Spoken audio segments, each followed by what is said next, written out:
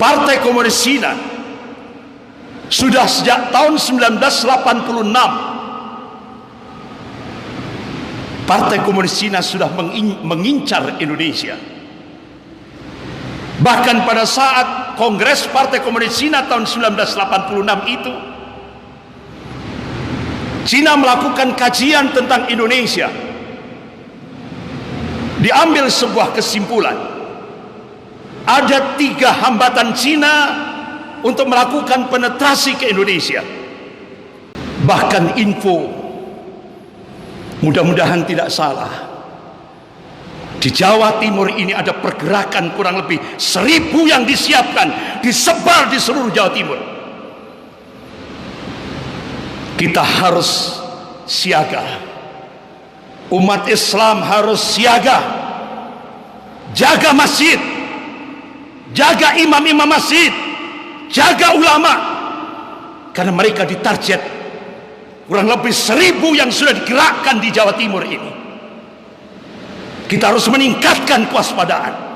Bahkan Presiden Xi Jinping tanggal 1 Oktober akan resmi menjadikan Indonesia menjadi koloni Cina. Benar-benar pertanyaannya, apa yang bisa kita perbuat untuk 4 tahun ke depan?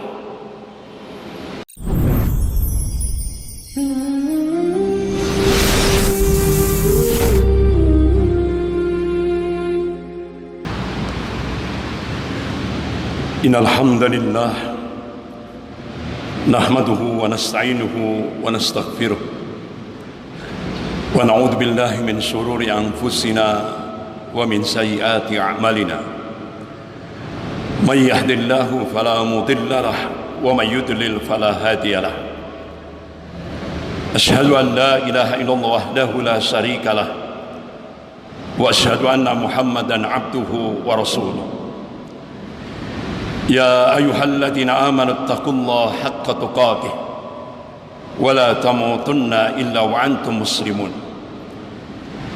يا أيها الناس اتقوا ربكم الذي خلقكم من نفس واحدة وخلق منها زوجها وبث منهما رجالا كثيرا ونساء واتقوا الله الذي تسألون به والأرحام إن الله كان عليكم رقيبا. يا أيها الذين آمنوا اتقوا الله وقولوا قولا سديدا يصلح لكم أعمالكم ويغفر لكم ذنوبكم ومن يطع الله ورسوله فقد فاز فوزا عظيما.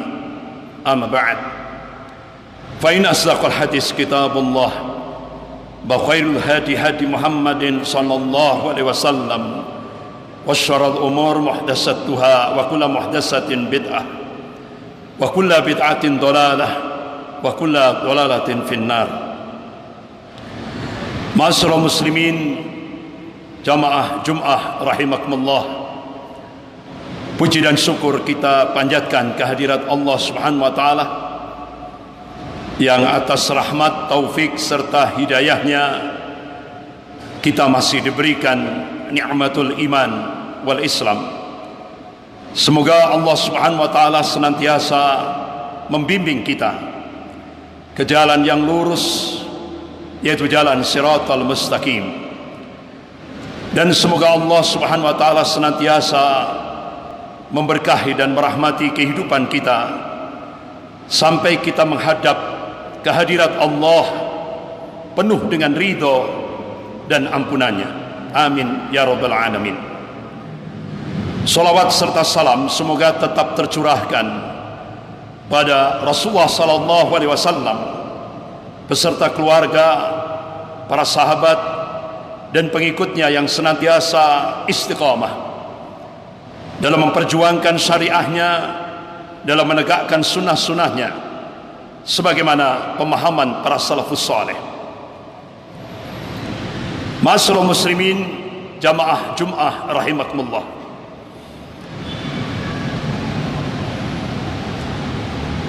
Pertarungan ideologis umat Islam, lebih khusus di Indonesia, dengan golongan komunis, Ordo Yesuit, atau yang sering kita kenal dengan Kristiani radikal, kelompok nasionalis sekuler, ini berlangsung sudah sejak dulu sampai sekarang. Bahkan di Indonesia yang kita saksikan, komunis sudah ditopang oleh Syiah Rafidhah. Bahkan pertarungan ini tidak lepas daripada skenario global yang ingin mencengkeram Indonesia, di mana Indonesia penduduk muslimnya terbesar di seluruh dunia, dan itu diakui oleh lembaga riset dunia, The Pew Forum on Religion and Public Life. Indonesia diletakkan pada ranking pertama jumlah penduduk muslim terbesar di seluruh dunia. Oleh karena itu, Indonesia adalah sasaran target utama. Terlebih gerakan Zionisme internasional yang mentargetkan 2025. Mereka ingin mencengkram kuku-kukunya dalam semua lini kehidupan di Indonesia. Saya masih ingat apa yang dipidatokan Dr. Mahathir Mohamad ketika acara Islamic Conference. Beliau pidato, "The Jews rule this world by proxy." Jadi Yahudi ini ingin menguasai dunia ini lewat proxy, boneka. Kalau kita lihat kekinian, Zionisme Yahudi internasional, tangan kanannya adalah kapitalisme Amerika, tangan kirinya komunisme Cina. Jadi kapitalisme Amerika dan komunisme Cina itu adalah proksi Yahudi. Walaupun kita lihat dohirnya Amerika dan Cina seakan-akan mereka berperang, tapi itu hanya kamuflase, sandiwara. Kita diingatkan oleh Allah Subhanahu wa taala dalam surah Al-Maidah ayat 82. A'udzubillahi minasyaitonir rajim. La tajidanna ashadan nas adawatan lil ladzina amalu yahuda wal ladzina asyraku. Sungguh kalian akan menyaksikan orang-orang yang paling keras permusuhannya terhadap hamba-hamba Allah yang mukmin, kata Allah, al-Yahud, Yahudi, dan orang-orang musyrik. Kita baru tahu ada sebuah nota diplomatik dengan kode referensi Beijing 1448. Ternyata Kementerian Luar Negeri Amerika dan Kementerian Luar Negeri Cina sepakat untuk melakukan akselerasi menjadikan Indonesia menjadi sebuah negara sekuler. Ma'asyiral muslimin jamaah Jum'ah rahimakumullah. Bahkan Cina,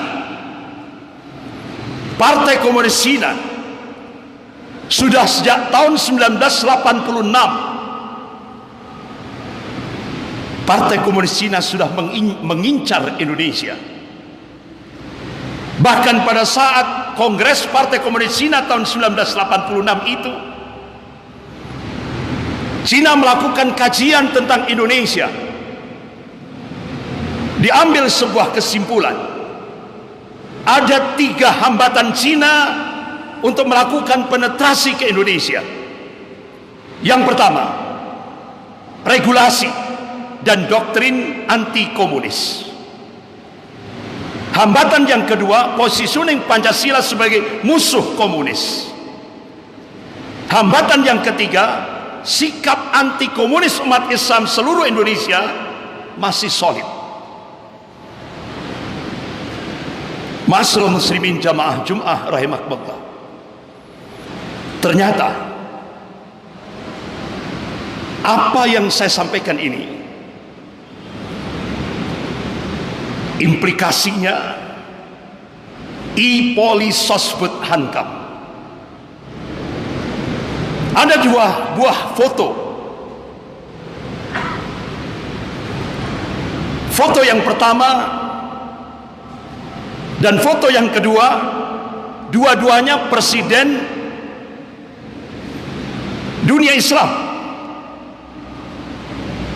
Yang pertama, foto sebelah kanan, Presiden Turki Tayyip Erdogan. Beliau ziarah di makamnya Muhammad Al-Fatih. Foto sebelah kiri itu Presiden Indonesia. Beliau ziarah di makamnya Mustafa Kemal Atatürk.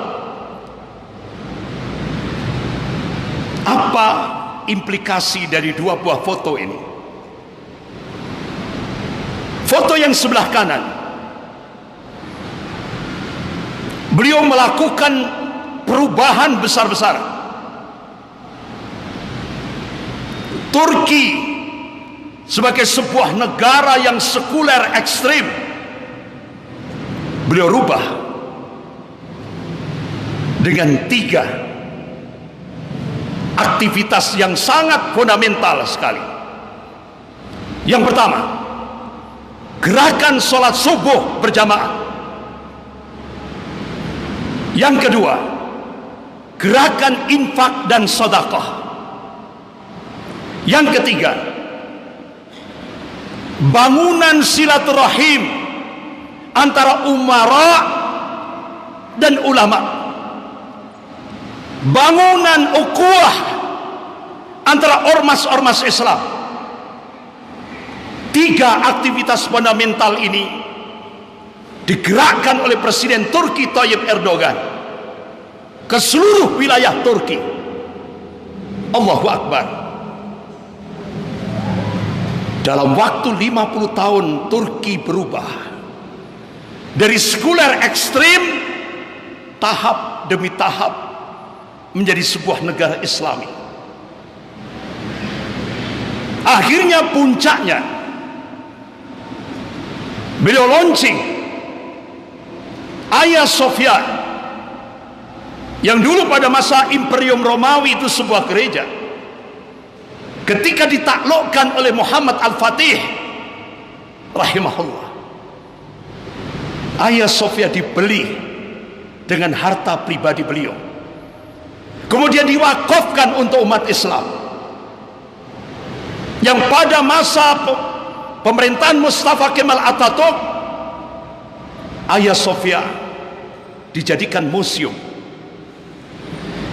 Ketika pada masa Presiden Tayyip Erdogan di launching menjadi masjid, dan tepat tanggal 24 Juli 2020 Hagia Sophia digunakan untuk sholat Jum'ah dengan jargon dari Hagia Sophia ke Masjidil Aqsa. Ini benar-benar menggetarkan dunia barat. Tidak hanya sekedar jargon. Presiden Tayyip Erdogan pasca launching Hagia Sophia, yang waktu itu beliau mengundang khusus qari untuk membaca tilawah Al-Quran pada saat pembukaan Hagia Sophia untuk digunakan sholat Jum'ah pertama kali, yaitu pemuda dari Aceh Darussalam. Karena Aceh Darussalam, kalau kita buka dari sisi historis, itu masuk ke Khalifahan Turki Utsmani. Bahkan di sana ada mujahidah, yaitu Laksamana Kemal Hayati, mujahidah yang dididik untuk menjadi mujahidah di Turki Utsmani, sehingga beliau seorang mujahidah yang tangguh, yang berhasil membunuh komandan angkatan laut penjajah Belanda. Dan itu sampai sekarang sejarah itu masih bisa kita lihat di Aceh Darussalam. Tapi belum pernah mujahidah Laksamana Kemal Hayati masuk dalam buku-buku sejarah yang dibaca oleh anak-anak kita. Ini penggelapan sejarah. Ma'asyiral muslimin jamaah Jum'ah rahimakumullah. Allahu Akbar. Allah tunjukkan kekuasaannya.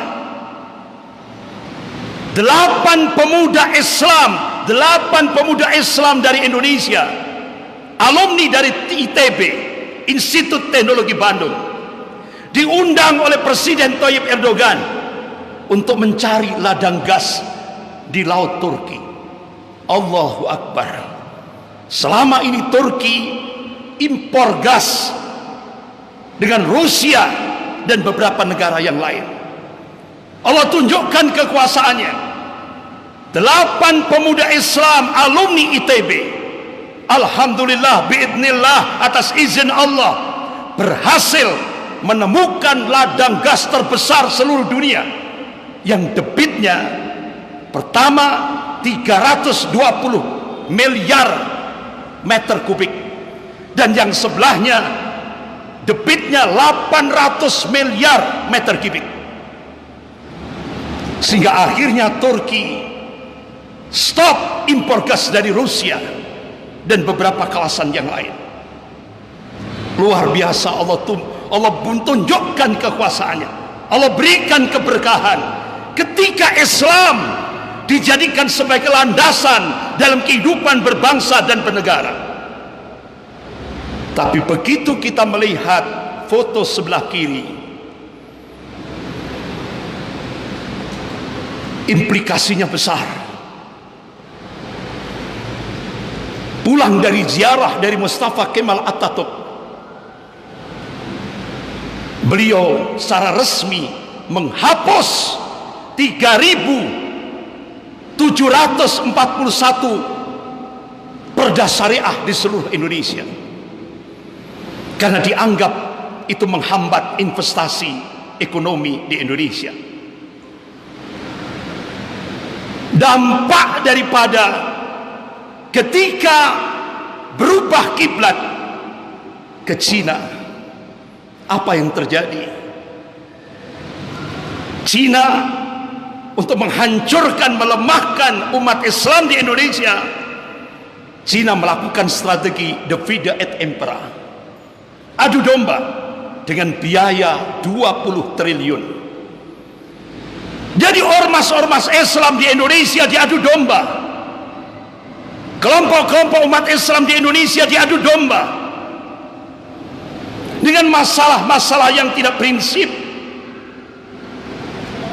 Bahkan media mainstream di Indonesia yang sudah dikuasai oleh Taipan digunakan senjata untuk menggerakkan Islamofobia dengan stigma Islam radikal. Jadi stigma radikal itu adalah hanya hantu yang diciptakan untuk menjadikan umat Islam sebagai musuh number one.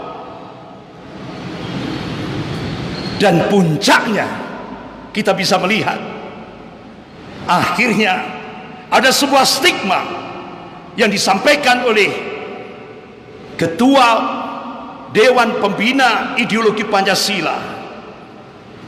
Beliau sampaikan agama adalah musuh terbesar Pancasila. Logikanya sekarang di Indonesia agama adalah musuh negara,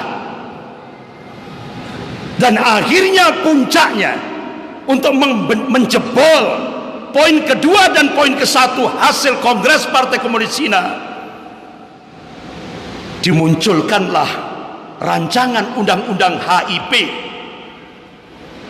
Wa makar wa makarallah wallahu khairul makirin. Mereka membuat makar dan Allah membalas makar mereka, dan Allah sebaik-baik membuat makar.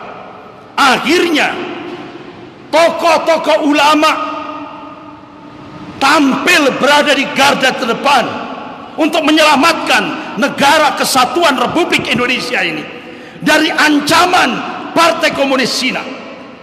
Akhirnya Majelis Ulama Indonesia Pusat dengan ditopang didukung oleh Majelis Ulama seluruh Indonesia mengeluarkan maklumat kepada umat Islam seluruh Indonesia dari Sabang sampai Merauke agar menolak RUU HIP.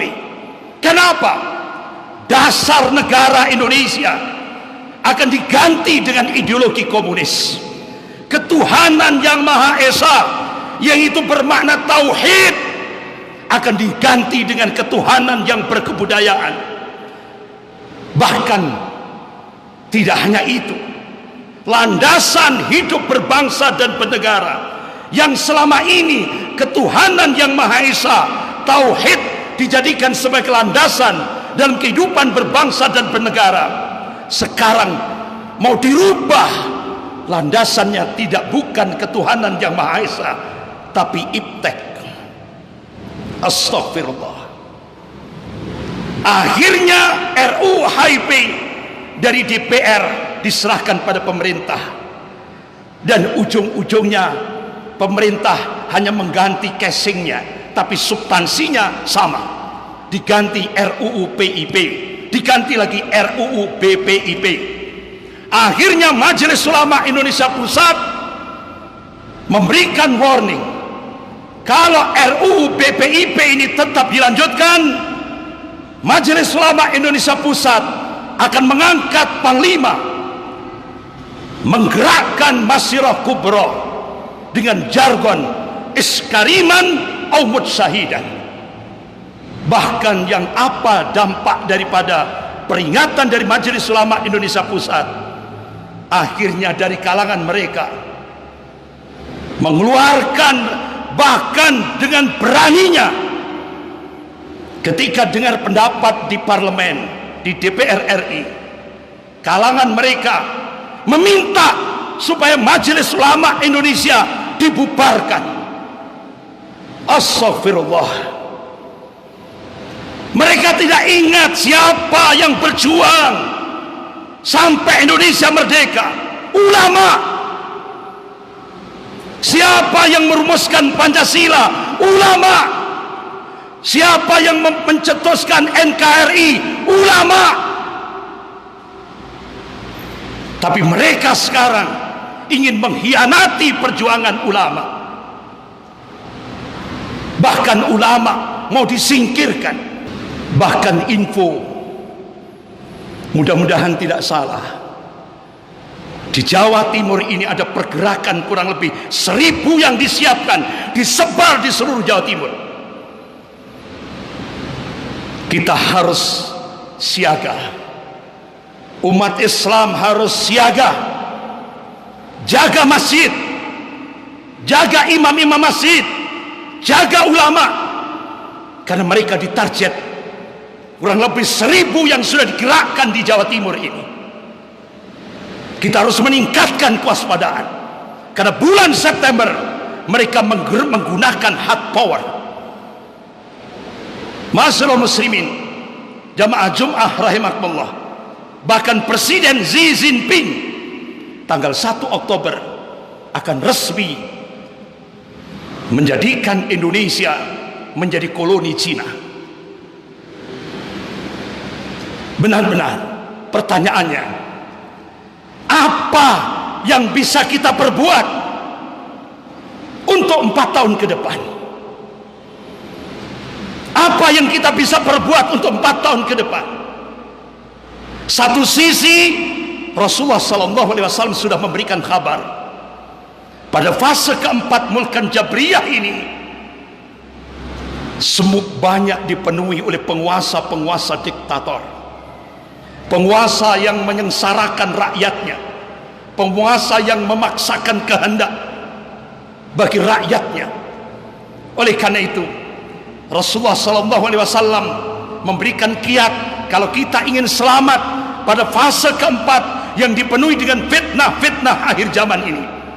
Yang pertama, Rasulullah menyerukan al-mubaddirah bi'amal, bersegera beramal soleh, jangan ditunda. Yang kedua, at-tamassuk bis-sunnah, berpegang pada sunnah Rasulullah sallallahu alaihi wasallam. Yang ketiga, ar-ruju' ilal ulama, kembali ke ulama. Ulama yang mana? Kata Imam Syafi'i rahimahullah, cari ulama yang paling dibenci oleh golongan kafir dan golongan munafik, jadikan itu sebagai pijakan. Yang keempat, kuatkan kesabaran. Kuatkan kesabaran. Ya ayyuhalladzina amanu sabiru wassabiru warabbitu wattaqullah la'allakum tuflihun. Yang kelima, ad-du'a, doa. Terus apa yang bisa kita perbuat pada 4 tahun ke depan?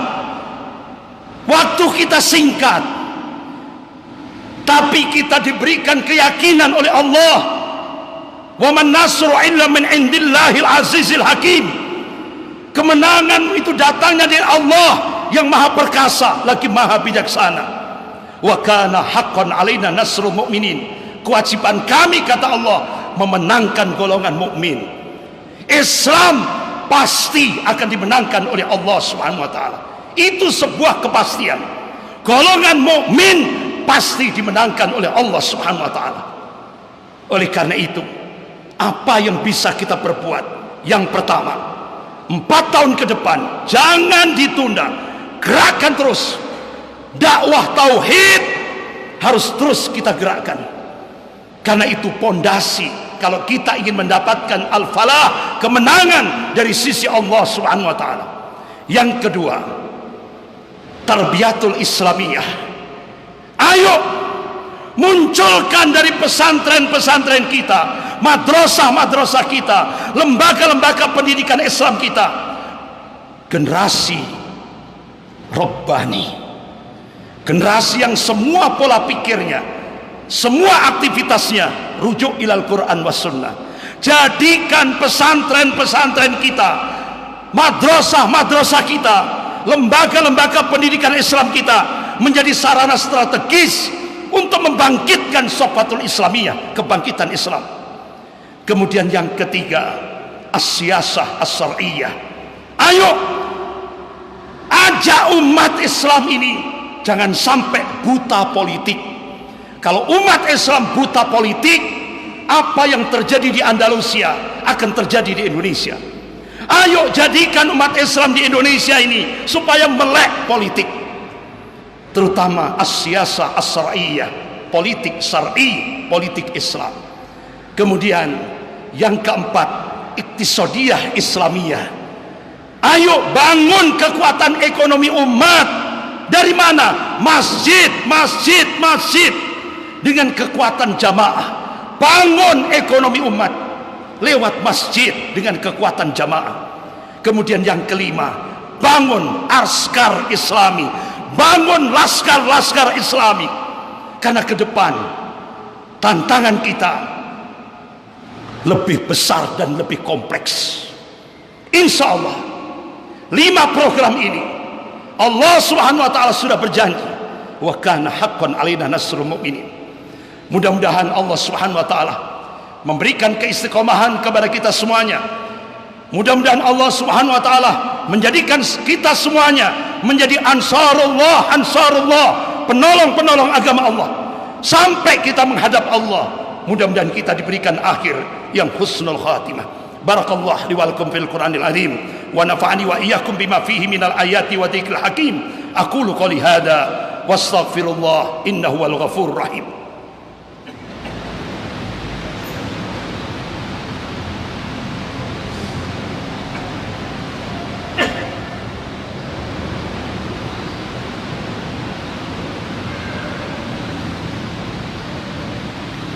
Alhamdulillah, alhamdulillahilladzi hadana lihada wa ma kunna linahtadiya laula an hadana Allah. Asyhadu an la ilaha illallah wahdahu la syarikalah wa asyhadu anna Muhammadan abduhu wa rasuluh. Wa qala Allah ta'ala fil kitabil aziz, a'udzu billahi minasy syaithanir rajim.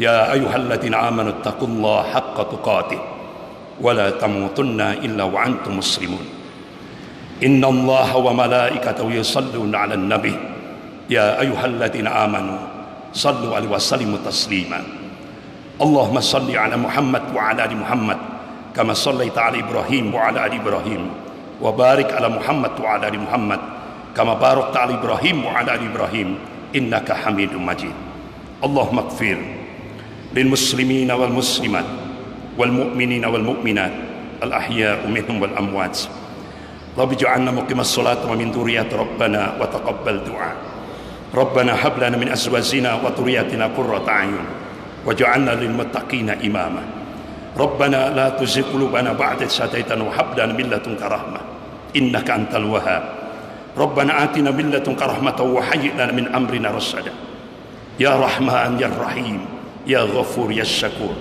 يا حي يا قيوم برحمتك نستغيث اللهم اصرف عنا السوء بما شئت وكيف شئت إنك لما تشاء قدير اللهم نعوذ بك من جهد البلاء ودرك الشقاء وسوء القضاء وثمثة الأعداء اللهم انصر المجاهدين في بلاد الشام اللهم انصر المجاهدين وفي كل مكان اللهم انصرهم اللهم نسألك الهدى والتقى والعفاف والغنى اللهم هون علينا في شكرة الموت اللهم نسألك الحسن الخاتمة اللهم ارزقنا توبة نصوح قبل الموت اللهم يا مقلب القلوب ثبت قلوبنا على دينك اللهم اغفر لنا ذنوبنا والوالدي وارحمهما كما ربنا صغيرا ربنا آتنا في الدنيا حسنة وفي الآخرة حسنة وقنا عذاب النار سبحان ربك رب العزة عما يصفون والسلام على المرسلين والحمد لله رب العالمين